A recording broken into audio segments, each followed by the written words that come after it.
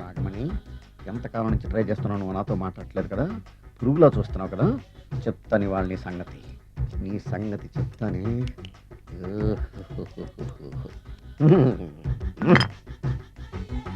అబ్బా, 10 రూపాయల ఎఫెక్ట్ బ్రహ్మాండంగా పడుతుంది.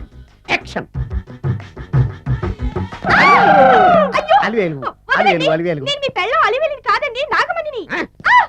ఎంత తాగినా కట్టుకున్న పిల్లాన్ని గుర్తుపట్టలేను. రసుకుంటా బాగా అనుకున్నావా? నువ్వు నా పిల్లానివే.